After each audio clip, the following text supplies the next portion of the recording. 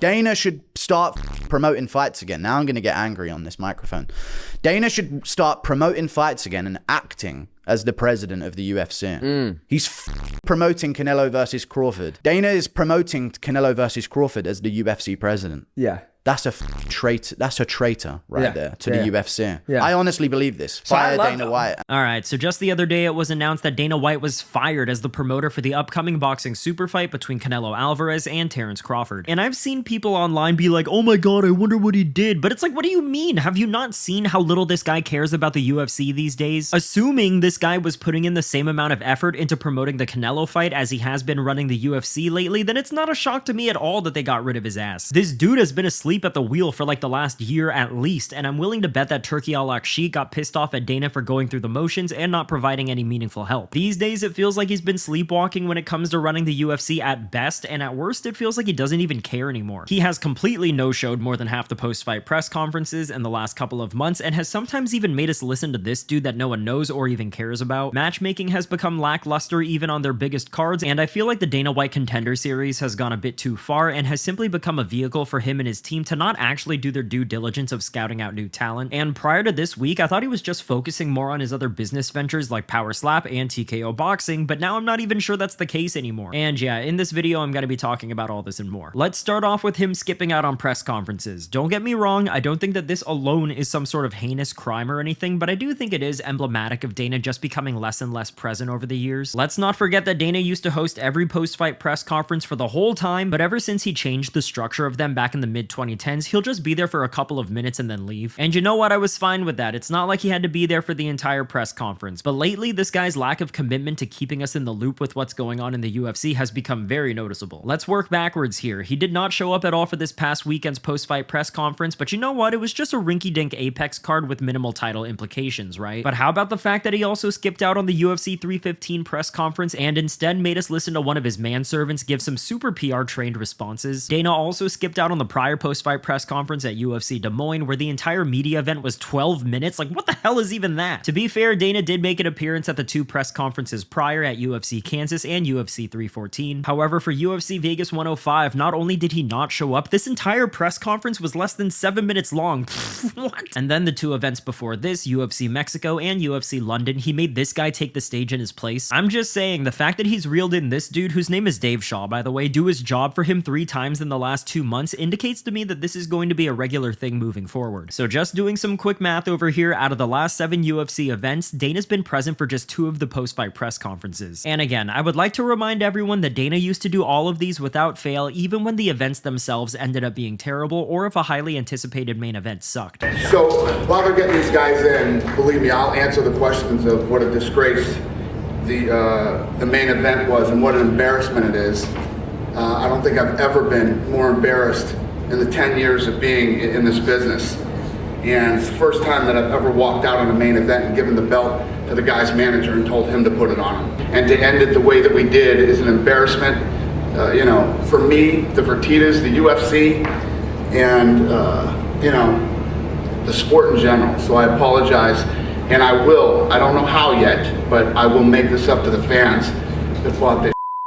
And for all of you people in the comments saying that he doesn't have to do every post-fight press conference, I do agree with you for the most part. But I will also say that missing 5 out of 7 of the last pressers, one of which being for a pay-per-view card, is pretty inexcusable. Seriously, given all the stories in the news cycle right now and his fucking role as CEO, I think that he has an obligation to answer at least some of the media's questions that they might have for him. Instead, we've just been getting this dude who just throws out 10 minutes worth of word salad at us, or we just get no representative from the business side of the UFC at all. It's not like there's nothing to talk about in the UFC world right now. Heavyweight is a mess, Islam Makhachev vacating his belt, Patchy Mix getting signed, and with the new media rights deal on the horizon, it's just crazy to me how he's leaving all of us in the dark with this stuff. And it's not like we're entitled to know everything about what's going on with the UFC, but I remember when this guy was so passionate about the company that he would step up to face the cameras and questions even when he knew it was going to be an uncomfortable experience. Nowadays, dude, the moment that the main event ends, he's looking for the nearest blackjack table. Okay, we gotta move on. Let's talk about matchmaking. I feel like some of you guys are not going to like me me saying this, but outside of the main events, I feel like all of the upcoming cards are kind of mid, and yes, that includes UFC 317. Don't get me wrong, the upcoming main events are solid enough. I really can't complain about any of them all that much. I mean, Sean O'Malley definitely does not deserve to be fighting for the title again, and the fact that Yair Rodriguez is likely going to get another shot at Volk is ridiculous, but it is what it is, I guess. You know what, that doesn't even matter. For both the upcoming UFC pay-per-views and fight nights, I'm only genuinely excited about one, maybe two fights for each event. I think that Dana and the UFC have done a good job at gradually decreasing the quality of cards throughout the years to the point where we've become impressed by lineups that would have been considered average like a decade ago. Because of course there's always been filler events, but I'm pretty sure that this isn't just my nostalgia talking when I say that the average quality of cards back in the day were noticeably better than what they are now. Also, speaking of matchmaking, do you guys remember when Dana would actually make fight announcements a big deal, where he would actually host press conferences with some or all of the fighters present to really sell the magnitude of the event? Of course, these weren't done for every single card, but when they did, you really felt the gravitas of the moment as well as the pride that the UFC took in crafting a great card. But nowadays, what does this lazy bald bastard do? He announces fights from the comfort of the UFC office via Instagram livestream. And look, I get it, we live in a social media world, and I'm sure that Dana's excuse for doing these is so that fans can feel more connected to him or whatever, but let's be real, he does it because it's convenient and because it doesn't cost the company any money. These little Instagram announcements just feel like such a lazy alternative from a man who's running out of steam. Also, I feel like this is gonna be an unpopular opinion, but I think that the Dana White Contender series is kind of a joke, and it's become clear now that it's just another cost-cutting avenue dressed up as something prestigious and innovative. It's a lazy, low-effort way to shovel warm bodies into the promotion without actually doing the work of scouting the best up-and-coming fighters in the world. On paper, it's supposed to be this hotbed for emerging talent, but in reality, it's become a convenient excuse for the UFC to sign fighters at the lowest wage possible. The whole thing is designed to be cheap content, and yes, there have been genuine true success stories that have come out of the Contender series, but seeing as it's produced two champions in Sean O'Malley and Jamal Hill out of the hundreds of other signees, it is genuinely no more effective at finding true talent than old-fashioned scouting. Because why spend the time and money to discover and develop fighters slowly and let them build resumes when you can throw them onto the Contender series, sign them for peanuts, and then throw them on a fight night card next month? Dana's out here pretending like he reinvented talent discovery, when in reality he's just replaced good old-fashioned scouting with a budget-friendly gimmick. Again, I'm not saying that there aren't good fighters that come from the Contender series, I'm saying that the system itself is deeply flawed. It's lazy and it's designed more for Dana's convenience than for the actual long-term health of the UFC's talent pool. For every legitimate star that it's produced, there's like 50 no-name journeymen that are used as warm bodies to fill out a card. If you want real prospects, go look at guys who are dominating legitimate regional scenes, not dudes who can throw a lucky spinning elbow on a Tuesday night for 10k to show and 10k to win. Despite some fun highlights here and there, the Contender series is just a cheat code for a cheap roster. It has become, and probably always has been, a means for Dana to do less work disguised as something revolutionary. But the truth is, when you take into account that about 1/3 of the entire UFC roster are Contender series products, and when you see how little they're getting paid just to take up space on the prelims, you start to realize that the purpose of the show is to sign cheap labor with the least amount of effort possible. With all this being said, prior to this week, I was convinced that Dana was phoning it in with his UFC duties lately so that he could specifically focus more on TKO boxing. But the fact that the Saudis dropped this guy from promoting a super fight like Canelo versus Crawford tells me that he wasn't pulling his weight over there either, which is crazy to think about given the magnitude of that fight. And this begs the question, if this guy has clearly stopped caring about the UFC and seemingly doesn't care about TKO boxing, what does he actually care about these days? Like, does he really believe in Power Slap that much to the point where he's allowing his actual legitimate businesses to fall by the wayside? Like, I want to give Dana more credit than that, but at this point, I don't know what's going through this guy's head. The UFC is visibly declining in terms of quality across multiple fronts, and he clearly pissed off enough people at TKO boxing to get removed as the lead promoter for a super fight. So what is he actually focused on that we don't know about? Is it that stupid fucking bull that he keeps posting on his Instagram? What is it? Dana's disconnect from fans is at an all-time high. This guy that once had his finger firmly on the pulse of MMA is now so removed from reality that it's laughable. His own fighters openly question him on social media, and fans have been roasting him more now than ever. This guy just isn't asleep at the wheel, he's in a Xanax-induced coma at the wheel, and he's driving the UFC into mediocrity. Because even though the UFC has always had its issues, and even though Dana has always been a flawed owner, nowadays from the outside looking in, I've definitely been getting the vibe that there's a ton of chaos and confusion behind the scenes over there, and he's not doing much, if anything at all, to get things back on track. Anyways, that's the video for today. Definitely let me know what you think about where Dana's bald head is at these days. Do you agree that his passion for his job has disappeared, and what do you make of him basically being demoted at TKO boxing? As always, if you like the video, then like the video, and if you haven't subscribed to the channel yet, please do so. I appreciate you for watching, and I'll see you on the next one. Bye.